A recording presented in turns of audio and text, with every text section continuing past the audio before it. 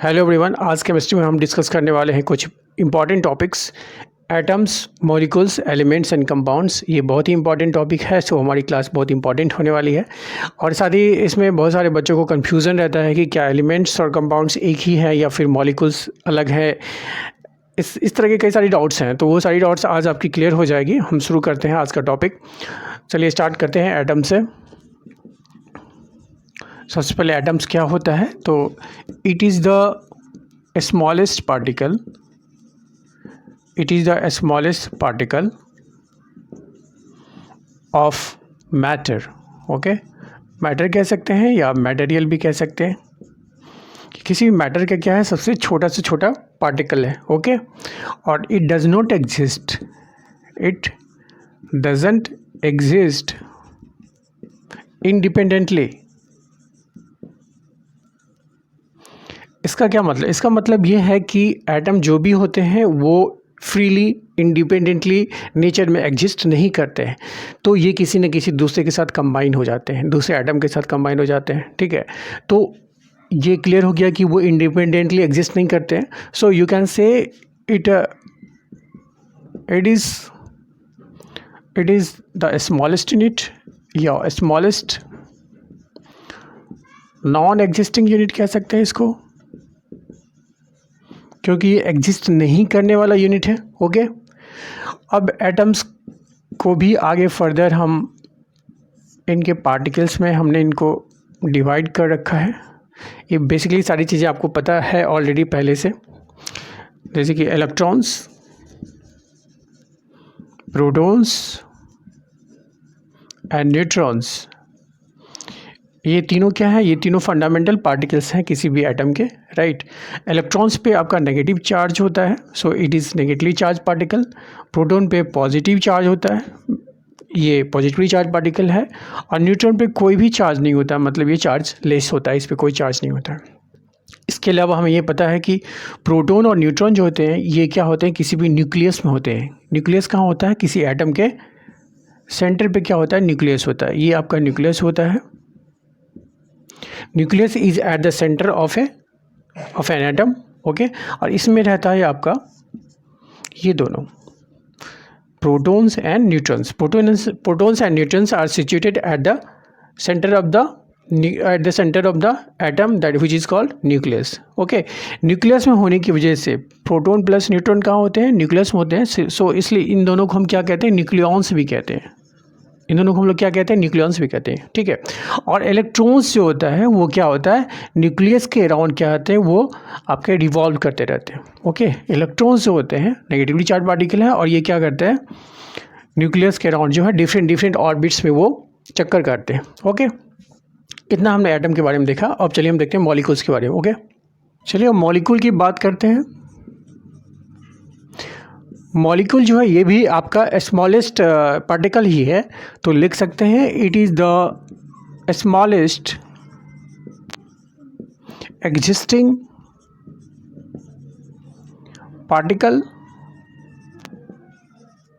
Of a material. Okay, ये exist करता है, ये एग्जिस्ट करता है, ये भी स्मॉलेस्ट है लेकिन एग्जिस्टिंग यूनिट है, एग्जिस्टिंग पार्टिकल है किसका? मटेरियल या मैटर जो भी कहें।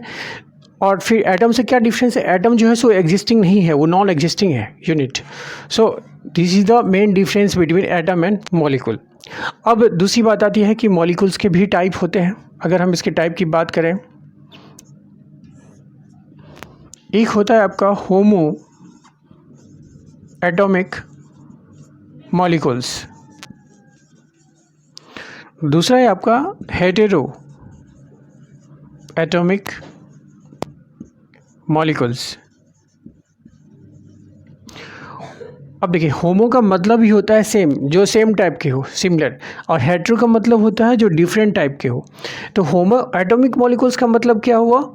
ये मॉलिक्यूल्स या ऐसे मॉलिक्यूल्स जो कि सेम टाइप के एटम से मिलके बनते हो, राइट, उसको क्या कहेंगे हम? होमो एटॉमिक मॉलिक्यूल्स कहेंगे।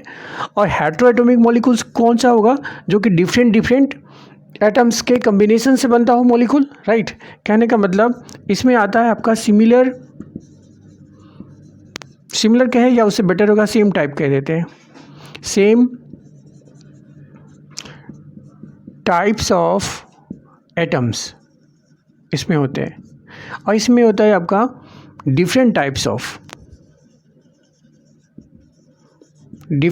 Of atoms.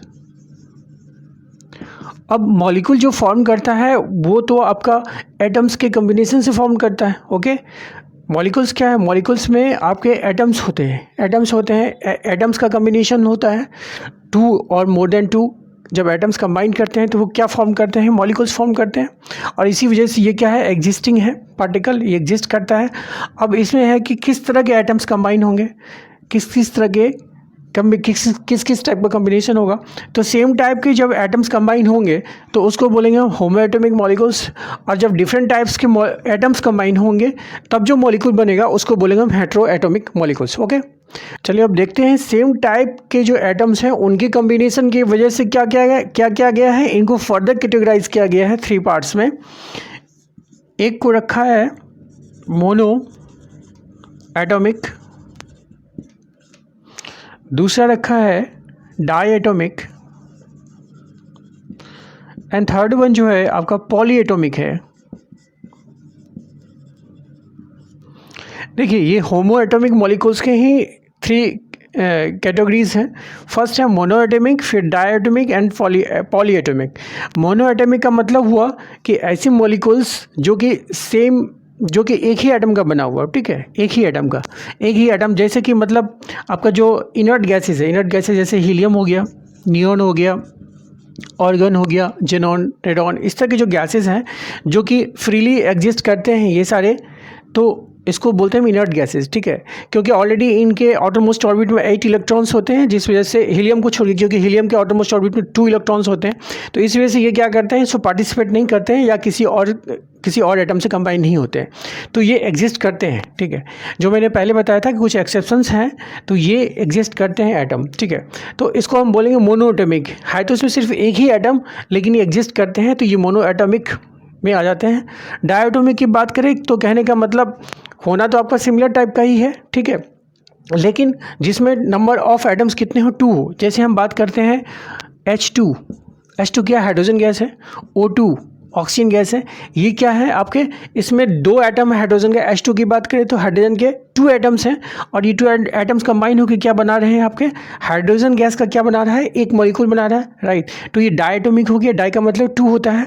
तो ऑक्सीजन का भी हो गया O2, ऑक्सीजन में कितने, ऑक्सीजन में O2 मॉलिक्यूल में कितने आपके एटम्स हैं, 2 हैं, तो ये भी क्या हो गया आपका डायटोमिक हो गया। इसी तरह से अब हम पॉलीएटॉमिक की बात करते हैं। पॉलीएटॉमिक मॉलिक्यूल्स का मतलब है कि जो 2 से अधिक हो, ठीक है, 2 से अधिक हो, जैसे कि O3 में कितने हैं, ऑक्सीजन 3 है, नंबर ऑफ ऑक्सीजन कितने हैं, atom, number of oxygen atoms कितने हैं, 3 है। कहने का मतलब ये आपका पॉलीएटॉमिक हो गया, क्योंकि मोर देन 2 एटम्स हैं ऑक्सीजन में और ओजोन में। ऑक्सीजन में तो आपका 2 एटम है, लेकिन ओजोन में कितने हैं, 3 हैं, ठीक है। P4 की बात करते हैं, ये इसमें कितने हैं, 4 हैं। S8 की बात करते हैं, इसमें क्या है, 8 है। तो कहने का मतलब नंबर ऑफ एटम्स देख रहे हैं आपका कितने हैं, 3 है, 4 है, 8 है, ठीक है, लेकिन एटम जो है सो एक ही है, एक ही टाइप का है। O3 में क्या है, सिर्फ ऑक्सीजन है। P4 में क्या है, सिर्फ फॉस्फोरस है। S8 में क्या है, सिर्फ सल्फर है। तो ये जो मॉलिक्यूल्स हैं आपके, जो कि मल्टीपल नंबर ऑफ एटम से बने हैं, तो उनको हम बोलते हैं पॉलीएटॉमिक मॉलिक्यूल्स, और सेम काइंड के सारे एटम्स एक ही मॉलिक्यूल में। ओके, अब हम बात करते हैं हेटेरोएटॉमिक की। इतना क्लियर होने के बाद आते हैं हेटेरोएटॉमिक मॉलिक्यूल्स। ये भी 2 टाइप्स के होते हैं, राइट, 2 टाइप्स के। एक होता है आपका डाई एटॉमिक और एक होता है पॉलीएटॉमिक। तो डायटोमिक यहाँ भी था और पॉलीएटॉमिक यहाँ भी था, यहाँ भी डायटोमिक है, पॉलीएटॉमिक है, लेकिन कंडीशन क्या होगा, इसमें डायटोमिक है मतलब एटम्स जो हैं वो 2 होंगे, लेकिन वो क्या होंगे, डिसिमिलर होंगे, ठीक है। जैसे कि हमने लिया CO ले लिया, कार्बन मोनोऑक्साइड, तो एक कार्बन हो गया और एक ऑक्सीजन हो गया। ये 2 डिफरेंट एटम्स हैं, लेकिन ये नंबर ऑफ टोटल एटम्स कितने, 2, इसलिए डायटोमिक हो गया। CN कार्बन और नाइट्रोजन, ठीक है, इसमें कार्बन नाइट्रोजन है, तो ये 2 अलग अलग एटम्स हैं, लेकिन टोटल नंबर ऑफ एटम्स कितने हैं, 2 है, तो ये हो गया डायटोमिक। ओके, और पॉलीएटॉमिक की बात करेंगे तो इसमें क्या होगा, मोर देन 2 हो जाएगा। जैसे अगर हम बात करते हैं CO2, इसमें नंबर ऑफ एटम्स कितने होंगे, 3 हो गए, कार्बन का 1 और ऑक्सीजन का 2, तो 2 + 1 कितना हो गया, 3 हो गया। NH3 की बात करते हैं, इसमें नंबर ऑफ एटम्स कितने होंगे, 3 हाइड्रोजन के और 1 नाइट्रोजन का, तो 3 + 1 4 हो गया। कहने का मतलब इसमें 2 से अधिक एटम्स कंबाइन हुए हैं और वो जो एटम्स हैं वो अलग अलग तो हैं ही, तो ये हो गया आपका पॉलीएटॉमिक। ओके, चलिए अब एलिमेंट्स और कंपाउंड्स को समझते हैं। Elements and compounds, for example hydrogen की बात करते हैं, तो हाइड्रोजन मिलके आपका हाइड्रोजन का एक मॉलिक्यूल बनाता है, हाइड्रोजन गैस का एक मॉलिक्यूल बनाता है, राइट। सिमिलरली H ये दूसरा जो है, सो हाइड्रोजन गैस का ये दूसरा मॉलिक्यूल है, H ये हाइड्रोजन गैस का ये तीसरा मॉलिक्यूल है। तो इस तरह से हाइड्रोजन गैस के अंदर जितने भी मॉलिक्यूल्स हैं वो क्या होंगे, H2 मॉलिक्यूल्स होंगे, वो जो कि मल्टीपल्स होंगे। तो इस तरह जो ग्रुपिंग होती है, ग्रुप हो गया ये एक ग्रुप यानी कलेक्शन ऑफ जो है आपका H2 मॉलिक्यूल्स की अगर बात की जाए तो वो एलिमेंट्स होता है। एलिमेंट्स में क्या हो रहा है, आपका सिमिलर टाइप ऑफ जो एटम्स हैं, सिमिलर टाइप्स ऑफ एटम्स हैं, वो कंबाइन होके जो मॉलिक्यूल बना रहा है, उन मॉलिक्यूल्स का जो हम कम्बिनेशन लेंगे या जो कलेक्शंस लेंगे वो एलिमेंट्स कहलाता है। ओके, अब यहीं पे अगर हम इनको ऑक्सीजन से अगर जोड़ देते हैं, इनके बीच ऑक्सीजन अगर हम ऐड कर दें तो ये क्या हो जाता है, ये आपका फिर डिफरेंट एटम्स हो जाता है, एक हाइड्रोजन का हो जाता है, ऑक्सीजन का हो जाता है। ओके, मतलब हेट्रो एटॉमिक हो जाता है मॉलिक्यूल्स। और इस केस में जो आपका ये जो अब ग्रुप बनेगा हमारा, ये जैसे वाटर का बन गया, ये आपका H2O का 1 मॉलिक्यूल हुआ H2O, ये दूसरा मॉलिक्यूल हुआ H2O का, ये तीसरा मॉलिक्यूल हुआ H2O का। तो ये जो अब जो इनकी ग्रुपिंग हुई, अब इनकी जो ग्रुपिंग होगी ये आपका हो जाएगा कंपाउंड, राइट। इनको हम कंपाउंड कहेंगे। ओके, जिसमें आपका डिसिमिलर है एटम्स, ठीक है। सिमिलरली अगर हम बात करें H2SO4 का, तो H2SO4 का ये एक मॉलिक्यूल है, H2SO4 का ये वन H2SO4 का मतलब है 1 मॉलिक्यूल ऑफ H2SO4। अगर ये बहुत सारे मॉलिक्यूल्स H2SO4 के एक साथ यदि जुड़ जाएंगे मतलब उनका एक कम्बिनेशन बनेगा, उनका ग्रुप बनेगा, कलेक्शन होगा, तो उनको हम क्या बोलेंगे, फिर कंपाउंड बोलेंगे, राइट। सिमिलरली NH3 का भी कह सकते हैं, NH3 के बहुत सारे जब मॉलिक्यूल्स एक साथ कंबाइंड होंगे, उनकी ग्रुपिंग होगी, तो उसको हम कंपाउंड बोलेंगे। Okay students, thank you so much, और उम्मीद करते हैं आपको सारी चीज़ समझ में आई होगी। फिर भी अगर कोई कन्फ्यूजन रहता है तो you can ask in comment section. Thank you so much.